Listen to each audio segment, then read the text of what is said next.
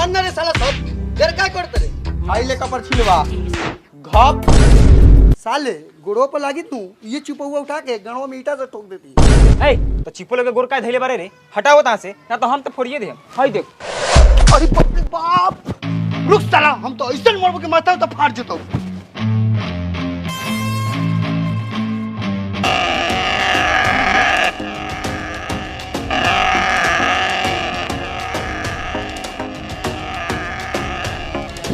ओ भाई रुको कितना रुपए वाला बर्फ रख ले बारा 8 ना 1 रुपया 2 रुपया भाई बाकी बेचल हाँ रात भर बर्फ फैक्ट्री में गाड़ लिवाइले आ दिन में बाकी बेचम हो काहे से बोलत रहो देखियो बर्फ पैसा न हो ए हट आवला की तो बर्फ गल जाए देखबे कथी पैसा ले खरीद लिए काहे नहीं बोलता रहो देखला से कोनो बर्फ गलल पापा पापा आइसक्रीम खाएंगे। ओ तनी हमरा बाबू के एगो बढ़िया बर्फ खियाओ त मलाई मार के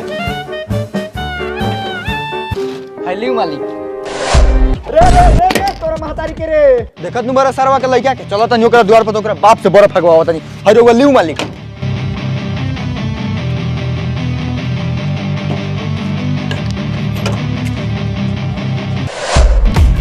ओ बहादुर बैठा बाहर निकला आ साथ में अपन दोगला लइका के बाहर निकाला आज बर्फ ना तो हमी है ए कुत्ता लगा क्या चलाता है रे तोरा मुंह में कौन बतला हुआ मुंह में तो हम मुतम तोरा सांड लेका बेटा के बर्फ छीन के भागल बा सरवा पैसा दे दा भला आदमी खानी न तो ठीक ना होई कारे साला बर्फ छीन के भगल आइयो हां खाए के मन गइला त छीन के भगनी आइया 1 रुपया दे दहू छोड़ साला ए धर पर बर्फ आ जो यहां से हमरा के मादर चोद समझाता रहा झूठा बर्फ ले हम पैसा लगा चुपचाप ले के बता लो तो ये झाट उखाड़ के 1 रुपया ना मिली लो साला लीचा भाग साला यहां से निकाल तोड़ी बहन करा के लोहा टीना प्लास्टिक टूटल फूटल बाल्टी शीशा शीशी केस न तो संपापरी वाला हो जाई रेस जल्दी जल्दी बउआ लोग निकला अपना अपना दुआरी न तो संपापरी वाला बढ़ जाए गाड़ी तो बाद में खइया अपना बाप के गाड़ी ओ भाई ललटेन के शीशा लो ला लेवेला तो सब चीज ले होता नहीं कद के ले बड़े हट हट ओ भाई हाय कैसे हवा तन कलाओ तो भाई बिना पूछ ले का तू ले रे साला पैसा पहले साला मोहरे का रे हराम में मांगे हुआ का अरे बाप साला ताकत अजमावता रुक साला फड़ियाई बे ओ भाई ओ इने में चल बड़ के झगड़ा करे आइल बा हैं झगड़ा करे आल बनी करबे सरवा हां तो उतर कर ले बच के ना जेबे गौवा से हमरा हां तो कहिए ले हम साला हिम्मत कर ले के बानी ओ भाइयों चलो हमर दीवार पर बहुत ले कचरा बा घर में साला हम कचरा उठाने वाले लगता है रे मतारी की बेटा ओ मर्दी इतना टेढ़ी हाथ काहे बारो कचरा के मतलब लोहा लक्कड़ डिब्बा डुबी बा चल कितना आऊ बहुत बा हां चल ओ भाई हो केस ले वाला हां ली ले तो रोका लेके आओ तानी आओ लेके आ गारू कौन भागा जाता नहीं ओ सन पापड़ी वाला कथि कथि लेवा तारा सब चीज हम कुछ लेके आवत नहीं भागिया मत आओ निकाल लो हटिना प्लास्टिक टूटल फूटल बाल्टी शीशा शीशी केस चली चली चाची बहनी माई जल्दी केस लेके आइए लोहो लक्कर ओ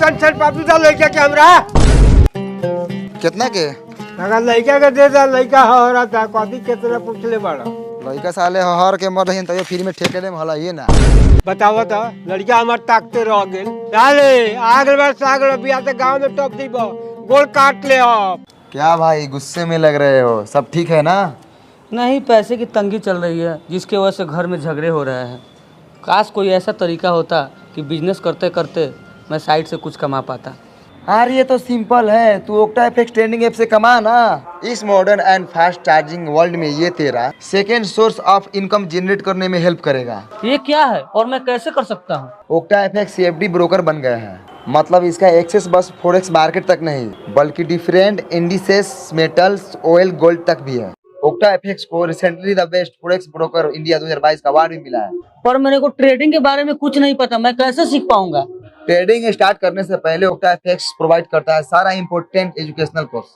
वेबिनार्स 24/7 सपोर्ट टेलीग्राम चैनल और एक डेमो अकाउंट तुम्हें जैसे सीखना है सीख सकते हो स्टार्ट कर सकते हो सिर्फ 3000 रुपए से और फिर अपने प्रॉफिट को डायरेक्टली विड्रॉ कर सकते हैं अपने bank card bank account crypto wallet etc में तो मैं स्टार्ट कैसे करूँ download octa FX new app description में दिए गए लिंक को फॉलो करके अर्न करो एक्स्ट्रा इनकम यूज करें मेरा प्रोमो कोड मिराज उससे आपको मिलेगा 5000 USD अपने डेमो अकाउंट में ए भाई जल्दी घर में से लौड़ा लेकर निकाल यार तेरा गांव में फ्री में खाला मुंह और ले लोग ओ रुका, कैसे किलो लेवा तारा? 12 रुपए। रहेगा ना बिकाई। ए भाई 13 रुपए दे बा। ना ना ना ना ना 14। 15 रुपए लेबा। ले आओ साला, ले आओ, 1 रुपया घटिया लगी।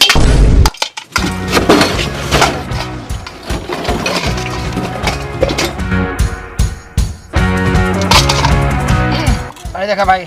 भाई कांटा सोच रखा, दोगलाई ना। ए भाई ईमानदारी के रोटी खाई ले, विश्वकर्मा छूले बानी। 4.25। ओ भाई हगले ना मारा का? और जो खटा किलो बा। मतारी के बता लगे फेकला साले। तू ही नु कहला कि सब कुछ ली ले। साला सब कुछ में हाई बोरा बोरी ले। भाई एकर कै रुपया देबो?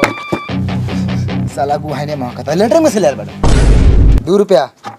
एकर 1 रुपया, 3 रुपया। भैया 2 रुपया के संपापड़ी दे द आ 1 रुपया के फोफी। अरे इसनु ले उतर ले। खोजनी है ना मिलक, जाए तनी फिर से खोजे।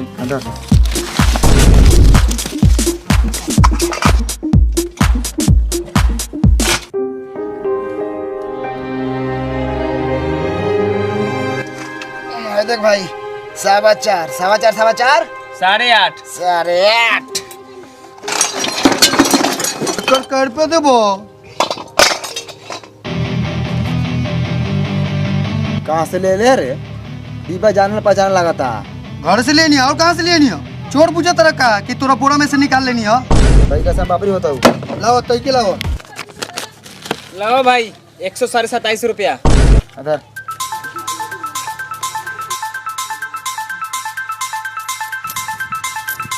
अदर ओ भाइयो, भाई फाटल हवा। तोरा के बैंक में से करेंसी निकाल के दिखा। फाटल हवा।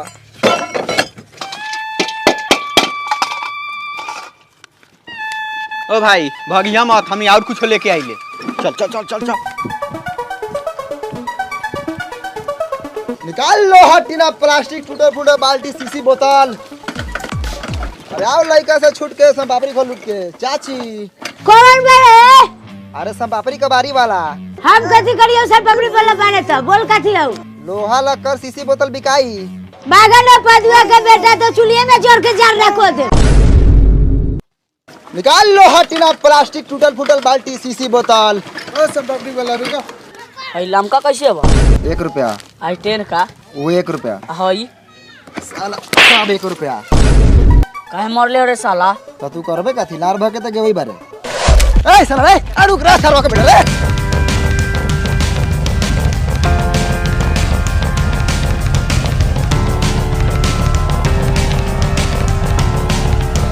साला पूरा फोफी के सतुआ क देल। लेकिन ये के भागे ये केरे के बेचा मझिया के भाव में। आई बाप, आई बाप। ये तो साला करिया का पूरा संतापी लूट के भाग गए। महतारी के निकाल लो हटीना, प्लास्टिक टूटल फूटल बाल्टी। एक कबाड़ी वाले, फोफी वाले, सम पापड़ी वाले। तोरी बहिन करा के लइका सारा चला की बुझे त निकाला खारा वारा। खाली साइकिलवा के भीरी आ जाओ, ओकरा बाद मारम फाटा से माथा पर आ फाड़िए दे। ए सम पापड़ी वाला है, एने आओ। जी भाई जी बोलल जाओ। लड़का सब पे काय खिसियाल बारो? लड़का से कुछ कहला खसे का? कइला खा हे मर्दे, ई साला गांव में बड़ी दोगला दोगला लइका बा। एगो साला फोफी नोच के भागल है, एगो सम पापड़ी लूट के भागल है। सम पापड़ी लूट के भागल। कौन लइका रखो? लइका के चेहरा याद बा? चेहरा भगवान त सर्वा का ऐसन देले बारन कि आग के साथ साथ दिलों में बस जाई। आ कलर तो साला पूरा करिया भुचेंग लंगटे उघारे। आ लोल तो साला गिडर के लोल लेकिन पूरा उल्टल। आ थुथुन पूरा सुअर लेकिन निकलल बा साला के। हाँ ऐसा लइका बा हमरा गांव में। अच्छा कथी कथी लेवत रह? सब चीज। अच्छा लेके आओ तनी। ओ सब कुछ करने तो सारी ब्लाउज मत ले आइहा। माधर चोद वाला सोच रखा था गांव के लोग। समझदार बनी मर्दे, माधर चोद नहीं खी। हाय देखा भाई, हम की सबसे महंगा सामान लेके आयल बनी। हई देखा केस। कितने रुपए ले बताओ? तू हुंडे हुंडी बोला ना, कै रुपया देबा? 11 रुपया। ना 12 रुपया। 12.5। ना हो ना बेचम, सोच 10 रुपया देबा बोला। जोरे तोड़ी बहन के साफे लड़ चटाहे बा सरवा। चल देने 10 रुपया 12-13 लड़का बारे सरे है का? हाँ आई केस ला सम पापड़ी द बेसी केस बा बेसी सम पापड़ी दी है।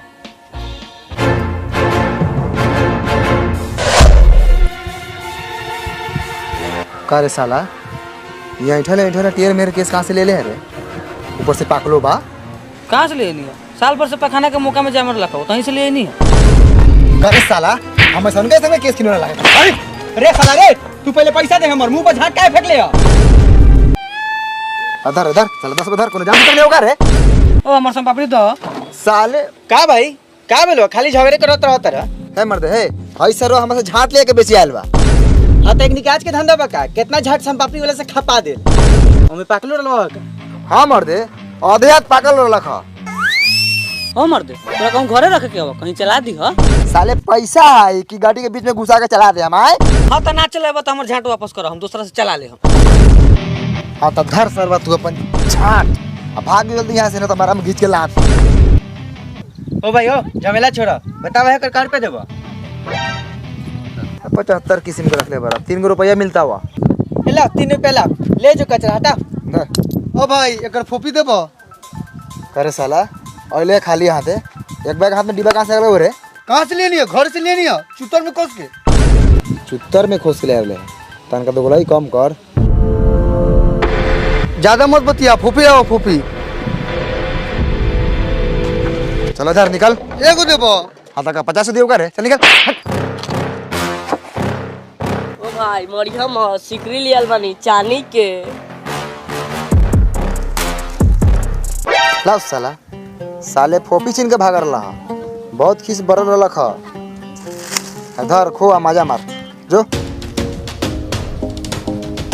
ऐ साला बताओ पाइप केकरा से बेच लिया? हमरा खेत में पानी पटावे कर रखो, वो खेत वाला हमरा मुंह में गरम पानी पटावे तैयारी बा। ओकरे से बेचनी है।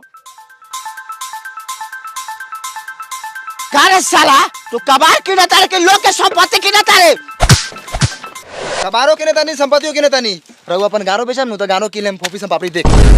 किनबे सरवा तू? किन लेम हो तो राव का बाव का। कितना पैसा देबे बउओ? बुढ़ारी में दोसो कोनो काम होता ना होई। भाग मर दे बुढ़ाल टंकी ना खोरबावा। बेटवा से पूछे तैयार हवा, एक छेनी 20 रुपया। पापा अपना लेकिन हमरा बारे में सोचबो मत करियो। यहाँ पाइप लेवे अइला कि पाइप देवे अइला? हो हमर 10 रुपया ले भाई, पाइप ले जा। गोबर गिजल छोड़ देल बानी। सरवा रख ले हमर पाइप, ऐसा ही पाइप हमर लिखबा है, दो को फोफी लाओ। अरे चल बेटा चल। सरवा सब के सब घाटे लगावत से।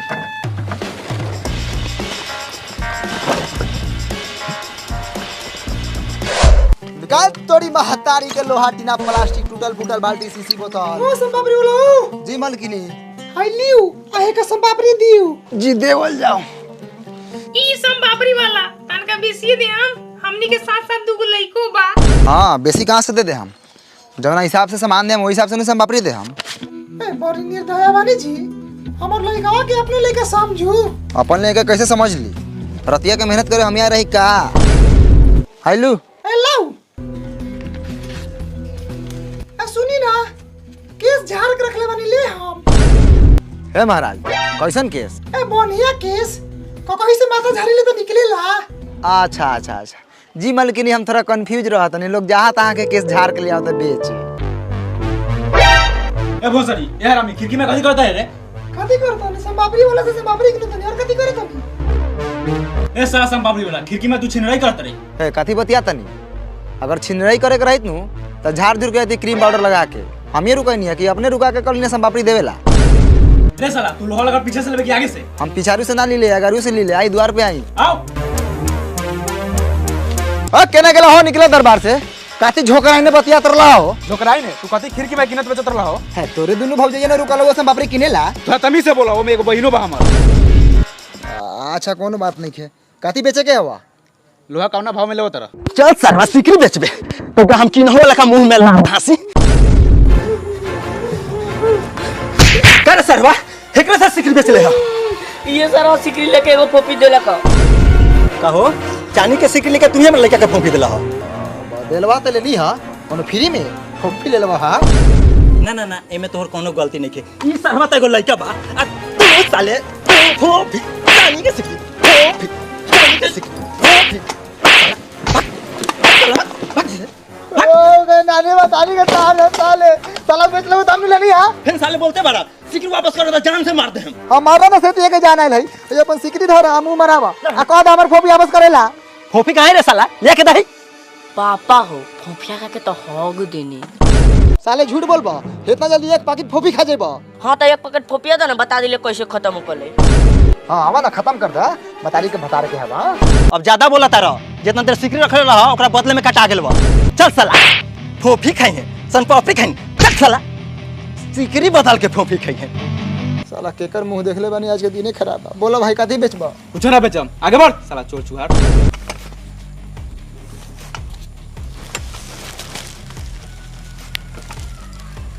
नमस्कार, आप देख रहे हैं 24 टीवी जंक्शन। मैं हूं आपके साथ कैफी। इस वक्त की सबसे बड़ी खबर उत्तर बिहार से आ रही है, जहां पे बच्चा चोरों की दहशत से ग्रामीण क्षेत्रों में सनसनीखेज है। आपको बताते चले कि कई जगहों पे ऐसा देखा गया है कि बच्चे को स्कूल भेजने से ग्रामीण डर रहे हैं, क्योंकि बच्चा चोरी कर किडनी निकाल लिया जाता है। कुछ चोरों की पहचान हुआ है जिस निम्न प्रकार है। आपको बताते चले कि चोर जो है इस प्रकार के भेष में आ रहे हैं, जैसे कि संपापड़ी वाले, कबाड़ वाले, बर्फ वाले, पापा हो वाले बिहार से हथियार निकाल के रखे के होई सरवा से बड़ा फेरी वाला घूमता किडनी निकाल लिया जा रहा है। तो आपको बता दें कि ऐसे लोगों से आपको रहना है सतर्क, और जो है लगातार हमारे अपडेट्स को देखते रहना है, ताकि हम आपको एक एक खबर आप तक पहुंचाते रहे। बन रहिए हमारे साथ और देखते रहिए 24 टीवी जंक्शन। देखा भाई लोगन, खाली कहूँ दर्जन लड़का पैदा कैला से ना होई, लड़का के देखभाल भी करे को होई। ठीके कहा तारा करलूट भाई, गांव में बहुत लड़का चोर घूमता, कतना गांव टोला से लड़का उठ गए। निकाल लो हटिना प्लास्टिक, टूटल फूटल बाल्टी, सीसी बोतल, केस। बोलो जा चाचा भैया, लोहा लकर बिकाई। बोलत कहे ना बारा लियावा, बढ़िया भाव मिली। कुछो ना बिकाई, आगे बढ़ा आगे। इस वही में के हो रे है। ठीक कहा तारा करलूट भाई, ये सब साला के एगो ग्रुप बा, भेष बदल के आवता, कभी शाम पापड़ी तो कभी बर्फ तो कभी कपड़ा। हाँ, अब तो भिखारियों का बिक देवल ठीक नहीं के। निकाल लो हटिना प्लास्टिक, टूटल फूटल बाल्टी, सीसी बोतल, केस। कुछ नहीं के विषय वाला आगे बढ़ा के। बिहान से टोलवा में टपिया मत, ना तो सोटहारी सोट कर रख ले बनी सोटहारी। कहेंगे सर ऐसा बोला तारे, ये लोग के डर से रोजी रोटी फ्री बंद कर दे हम। निकाल तोरा नानी के लो हटिना प्लास्टिक, टूटल फूटल बाल्टी, सीसी बोतल, केस। आगे बढ़ा आगे, इन्हें कोनो चारा ना चली, सारा लोग होशियार हो गइल बा। का बबुआ संपापड़ी फोपी लेबा? साला लइका पर टकता, साले लइका पर टकला नु तो आंखें में छेद दे हम। ओए साला, छेड़े के नहीं थे, लइके पर ताके वाला के आंख में भला मार देवे के बाद। भाग रे सरवा, काला तक बोलै के परे कि आंख में छेड़बे भाला मरबे। निकाल लो उड़ा लो तो लोहा प्लास्टिक टीना। भौओ कोनो सारा फेरी वाला के ना छोड़े के बा। हां पापा चाचा साले के मरत मरत अदमुआ कर दो जाई। चाचा हो उस साला वो कपड़ा वाला आवता। ए कपड़ा वाला रोक रोक, कपड़ा ना बेचबे। जाए दे बउआ, जाए दे, भाग दे सरवा। चाचा हो वो खसी बकरी किने वाला आवता। रे खसी बकरी वाला रे, एगो बकरी बेचे के बा, रुक ना। ए साला कोनो रुकते नहीं खे। निकाल तोरी मौसी के लोहा टीना प्लास्टिक, टूटल फूटल बाल्टी, सीसी बोतल, केस। अरे ई तो उगे सन पापड़ी वाला बा, साला हमरा से बोरा ना ले ले रखो। हां इस सरवा हमरो घाट ना ले ले रखो। अच्छा जगह का बड़ा सा तोनी के मौसी का बात मानो, ओकर सरवा के ए संभव रुक। रे साला तू सही से बताओ, अभी तक ले तू कएगो लड़का के चोरैले बारे? तोर घर कहां रे सरवा? घर मोतीपुर जिला मुजफ्फरपुर। साले मोतीपुर से लड़का चोरैले सही बोल बारे रे। अभी तक ले केगो लेके किरी करले बारे रे? साला किने निकाल के कहां बेचलिस रे? बता कौन डॉक्टर से बेचलस तो साले तोर के नहीं निकाल ले। ई साला ऐसे ना बताई, गार मार साला के, हम अभी पुलिस बोला होता नहीं।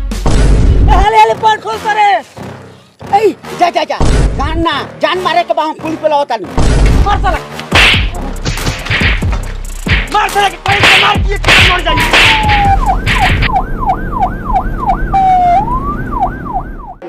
नमस्कार, एक बार फिर से स्वागत है आप सभी का 24 टीवी जंक्शन पे। मैं हूं आपके साथ कैफी। तो आपको बता दें कि बच्चा चोरी के आरोप पे बेगुनाह लगातार पिटाते जा रहे हैं। आपको ऐसा ही एक मामला दिखाएंगे। सबसे अधिक ऐसा मामला ग्रामीण क्षेत्रों में देखा जा रहा है। एक शख्स है जिसे हम अभी जेल से बेल करवा कर लाए हैं। इन्हीं से इनकी जुबानी सुनते हैं कि आखिरकार इनको ग्रामीणों द्वारा कितना पिटाई लगा था, क्योंकि ये देखने में तो बहुत शरीफ लगते हैं, सोमपापड़ी बेचते हैं, लेकिन बेगुनाह है। इन्हें ग्रामीण कितना पीटा, सीधा आप हमारे दर्शक को बताइए क्या कुछ पिटाई में लगा है आपको। भैया जी ओकनी के महातारी के ओकनी के नानी के ये न्यूज चैनल है, आप अपनी बातों को अच्छे ढंग से दर्शक तक रख सकते हैं, सरकार तक रख सकते हैं, क्योंकि ये न्यूज चैनल है। न्यूज चैनल तो हम कथी करो? बोरी मार मारा है सरवा, हम नहीं डरता है किसी से। साला मोतीपुर में भिड़ा जाएगा, कुटी कुटी काट देंगे साला को। देखिए कितना बदतमीज आदमी है। हम जानते हैं कि ये बेगुनाह है। ए कैमरामैन, इसे फिर से जेल में डालो और बंद करो camera. Download octa FX new app, description में दिए गए लिंक को फॉलो करके अर्न करो एक्स्ट्रा इनकम। यूज करें मेरा प्रोमो कोड विराज, उससे आपको मिलेगा 5000 USD अपने डेमो अकाउंट में।